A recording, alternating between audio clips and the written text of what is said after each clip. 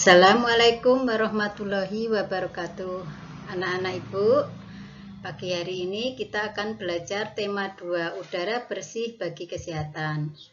Yang kita sudah belajar ke sub tema 3, yaitu memelihara kesehatan organ pernapasan manusia.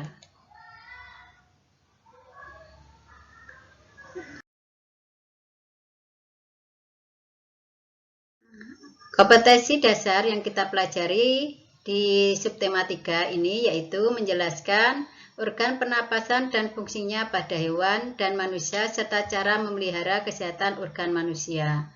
Indikatornya menyebutkan cara memelihara organ pernapasan, menjelaskan bahaya kabut asap bagi pernapasan. Tujuan pembelajaran yaitu diantaranya kita menggunakan, karena kita pembelajaran ini kita menggunakan pembelajaran jarak jauh melalui daring dan luring. Yang pertama yaitu siswa bisa menyebutkan cara memelihara organ pernapasan dengan tepat. Yang kedua, menjelaskan bahaya kabut asap bagi pernapasan dengan tepat. Yang ketiga, menggambar organ pernapasan manusia dengan tepat.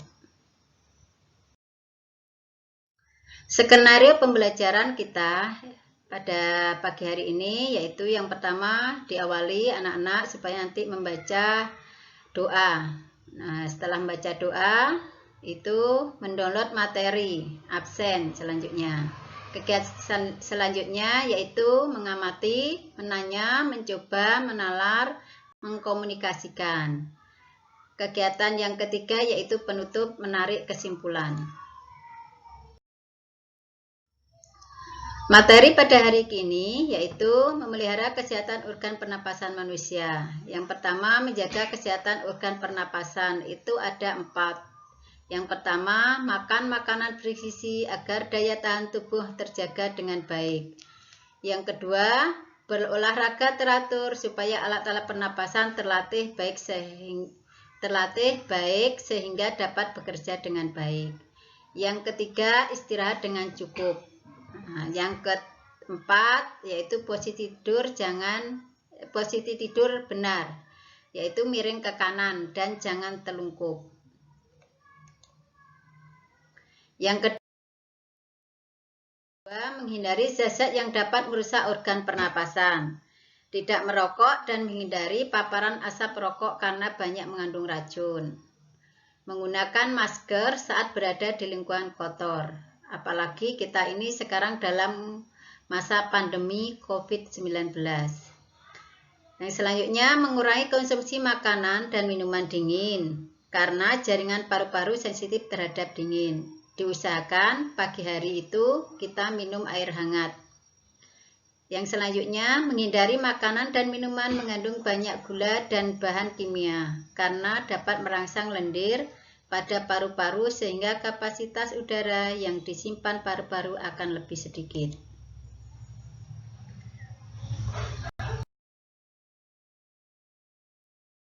Yang selanjutnya yaitu merawat organ pernapasan dengan cara yang pertama membersihkan rongga hidung secara teratur, yaitu di hidung kita itu kan ada bulu halus dan rambut hidung yang berfungsi menyaring kotoran. Jadi diusahakan kalau ada bulu yang ada di hidung itu jangan ditarik atau dibuang. Nah, itu fungsinya untuk menyaring kotoran. Yang kedua, memeriksa kesehatan pernapasan secara teratur ke dokter, minimal 3 atau 6 bulan sekali. Yang selanjutnya yaitu menjaga kesehatan lingkungan sekitar dengan cara membuat sebanyak mungkin ventilasi dalam rumah untuk menjaga sirkulasi udara. Ventilasi, jadi ada jendelanya rumahnya. Kalau pagi itu dibuka, nah, supaya udara yang ada di dalam itu bisa keluar menjadi udara yang bersih. Yang kedua, menjaga kebersihan lingkungan supaya tidak banyak debu berterbangan yang ikut masuk ke dalam organ pernapasan saat kita menghirup napas. Yang ketiga, membuat udara bersih di lingkungan sekitar rumah dengan menanam banyak tumbuhan hijau. Nah, serta mencegah ruangan lembab karena virus virus itu mudah berkembang di ruangan dengan kelembapan.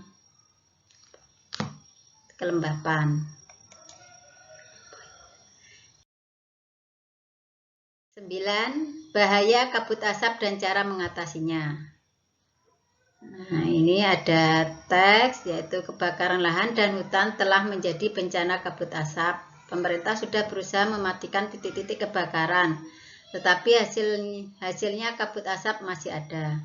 Selain partikel halus, asap kebakaran juga mengandung zat-zat berbahaya seperti ozon O3, sulfur dioksida SO2, karbon monoksida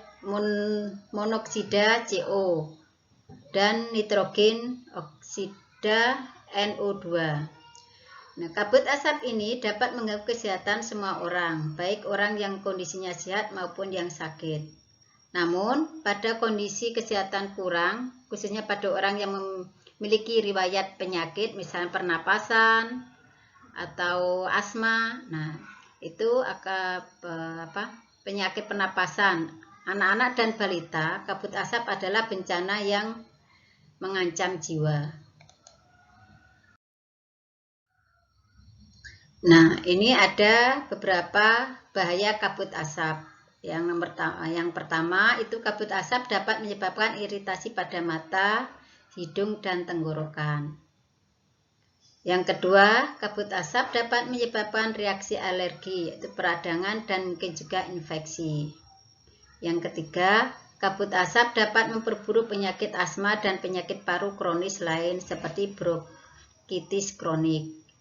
Kabut asap dapat menyebabkan kemampuan pekerjaan kerja berkurang dan menyebabkan seseorang lelah dan mengalami kesulitan bernapas.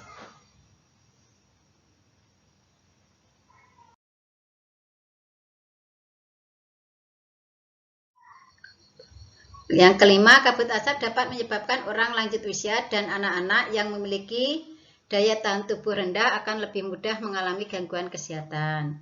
Yang keenam, kabut asap dapat mengurangi kemampuan tubuh dalam mengatasi infeksi paru-paru dan saluran pernapasan, sehingga lebih mudah terjadi infeksi. Yang ketujuh, kabut asap dapat memperburuk penyakit pernapasan yang sudah ada. Yang delapan, kabut asap menyebabkan polusi pada air bersih, tanaman, sayuran, buah-buahan, dan makanan yang tidak ditutup. Kabut asap memperburuk kondisi lingkungan sampai infeksi saluran pernapasan akut atau ISPA. Nah, bagaimana supaya kita melindungi diri dari kabut asap? Yang pertama, yaitu hindari atau kurangi aktivitas di luar rumah atau gedung, terutama bagi mereka yang menderita penyakit jantung dan gangguan pernapasan. Artinya, kalau tidak ada keperluan, itu diusahakan jangan keluar rumah. Yang kedua, selalu memakai masker jika harus pergi keluar rumah, gedung. Pakailah masker dengan benar untuk menutupi hidung dan mulut. Minumlah air putih lebih banyak dan lebih sering agar debu atau partikel halus yang menempel pada tenggorokan larut dan masuk ke dalam pencernaan sehingga ikut terbuang bersama kotoran. Nah, diusahakan minimal sehari itu minum air bersih sebanyak air putih maksud Ibu itu 8 gelas.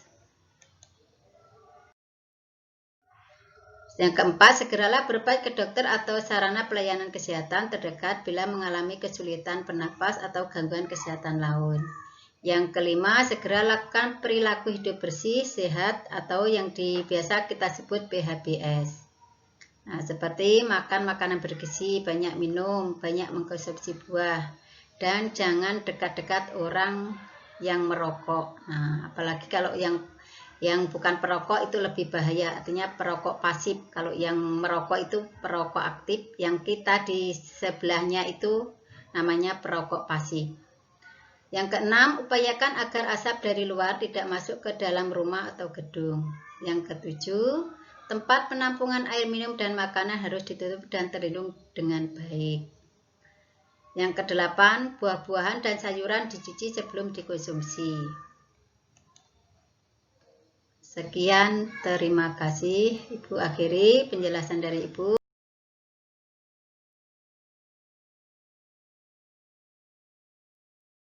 Assalamualaikum warahmatullahi wabarakatuh.